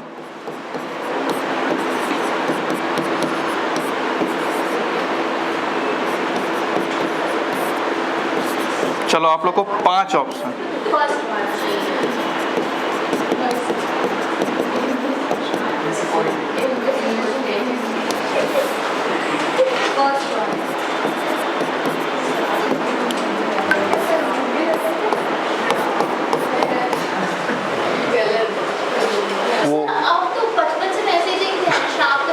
तो मैं वही सिखाने जा रहा हूँ, आपकी बचपन की जो गलतियाँ उसको मैं अभी सुधार रहा हूँ। ठीक है, तो इसलिए उसको और काटा, खूना खून करके, रेड से काटूंगा उसको, खूना खून करना। ठीक है, गलत लिखा है। अगर आप उसको ऐसा श्राप लिखते हो तो आपको श्राप लगेगा। ठीक है, चलो अब बताओ बाकी। में से कोई, बाकी सब समझदार हो, ये सब गलत है। ऑप्शन नंबर ये सही होगा। हम लोग, ये होता है शाप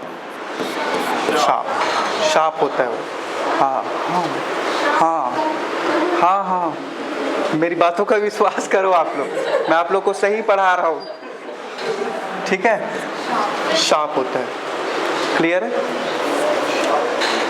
चीज़ों को एक्सेप्ट करो थोड़ा सा, एक एक्सेप्ट करना थोड़ा सा वो हो गया, ये कैसे हो गया ऐसे करके। ठीक, अभी तो मैं आप लोग का आंखें बस ऐसे खोला हूँ, अभी ऐसे करना है मेरे को उसको। ठीक है, अब कहाँ हो गया? श्राप हो गया, ये वाला क्लियर हो जाएगा। अधिग्रह सही है, मैं बता रहा था ना, इसमें से एक सही है तो यही है। ठीक है। अब देखो ये वही ईत वाला प्रत्यय वाला आ गया, ठीक है। तो ये क्या हो जाएगा आपका री की मान अधिग्रहित हो जाएगा, ठीक है। अभी आप लोग जब ट्रेन में ट्रेवल करते हो तो खेलते हो अंताक्षरी म से गा वाला, है ना। तो क्या होता है वो होता है छड़ी छड़ी नहीं होता, बता रहे रुको जरा।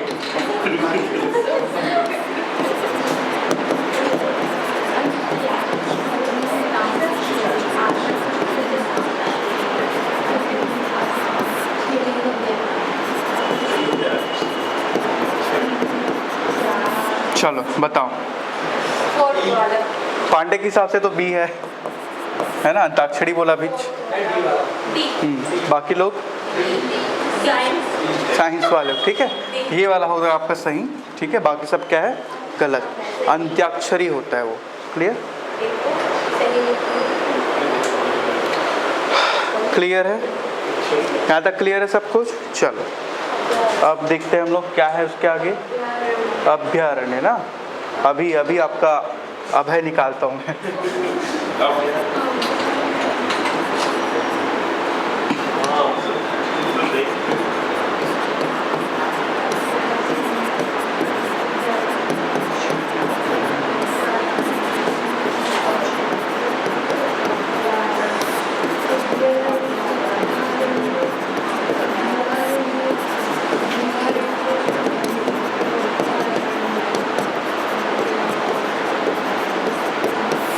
चलो बताओ।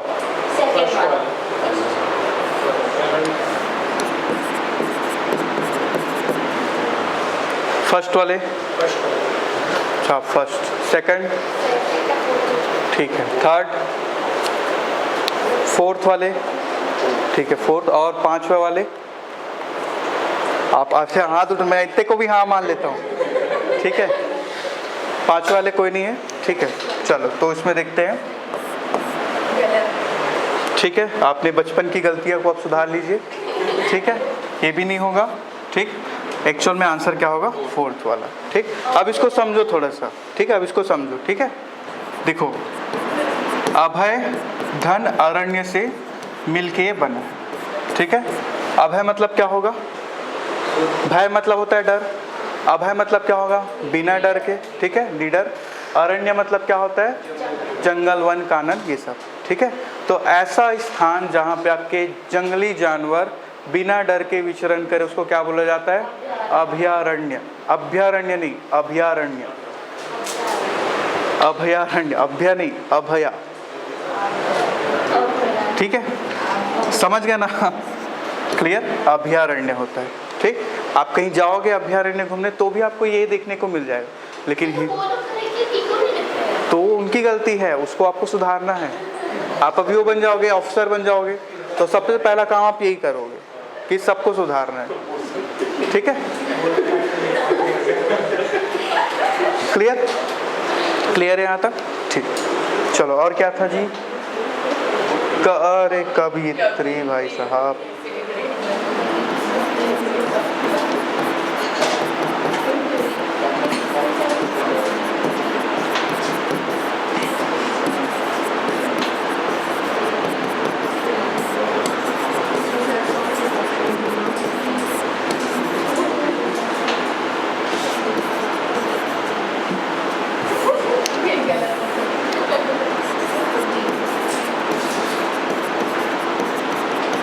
चलो 5 ऑप्शन दे रहा हूँ आप लोग, 6 ले लो, ठीक है।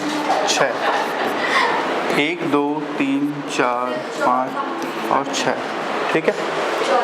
1 वाले कोई, ठीक है। 2 वाले, 3 4 5, कोई तो नहीं उठा रहा, मैं ही उठा देता। 6 में कोई, इनमें से कोई नहीं वाला। चलो एक्चुअल में होता क्या ही है, अच्छा कवयित्री होता है, ना कि कवियत्री, ना कि कवियत्री, कवयित्री। ध्यान देना है सब कुछ चीज़ों को ना। और मतलब ये जो चीज़ें मैं करा रहा हूँ ना, अब कवियत्री तो मतलब ना एकदम छत्तीसगढ़ी में बोलते हैं ना पचर्रा पड़ गए है ना। पचर्रा पड़ गए मतलब समझते हो ना, वही चीज़ बार बार आ रहा है, उसको बोलते हैं पचर्रा पड़ गए। तो वही है, पचर्रा पड़ गई, इस चीज़ को पूछ देते कवियत्री उठा के, क्लियर है? चलो अब श्रृंगार वाला को देख लेते लास्ट। हाँ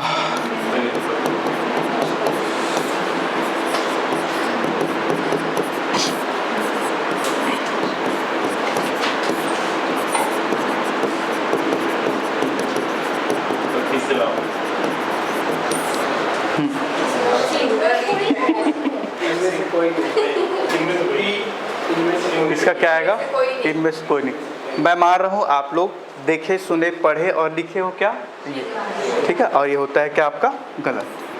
ठीक, होता क्या है कि जब स्र लिखना होगा ना तो आप कुछ ऐसा लिखेंगे, ठीक है। और श्री जब लिखना होगा आपको तो ये वाला हट के आपका इस तरीके का हो जाएगा, ठीक है। तो हम लिखेंगे श्रृंगार कैसे? श्रृंगार कैसे? ऐसा श्रृंगार, जहाँ पे आपका ये वाला लाइन जो है नहीं रहेगा, ठीक है। और जैसे श्रृंखला लिखना हो तो आप ऐसा लिखोगे श्रृंखला। क्लियर है? सीरीज को बोलते हैं श्रृंखला, ठीक। जैसे आपके हिंदी कमेंटेटर बोलते हैं ना त्रिकोणीय श्रृंखला, मैच में आज पहला मैच ऐसे करके वो होता है, ट्राई सीरीज होता है, उसको बोलते हैं। क्लियर है यहाँ तक? चलिए, तो अगले वीक आपसे आप मुलाकात होगा। तो अगले वीक हम लोग जो पार्ट बचा हुआ है, एक आपका पार्ट बचा है जो उच्चारण स्थान के आधार पर आपको वर्गीकरण करना है, वो हम लोग करेंगे, वो ख़त्म करेंगे, ठीक है। उसके बाद हम लोग आगे पढ़ेंगे जो बेसिक है हिंदी भाषा का विकास क्रम, वो पढ़ेंगे। साथ ही साथ मैं नेक्स्ट वीक से मोस्ट प्रोबेबली मैथ्स भी शुरू करूँगा, ठीक है। क्लियर? चलिए फिर हम लोग मिलते हैं नेक्स्ट वीक। आप लोग का मैथमेटिक्स, चलिए।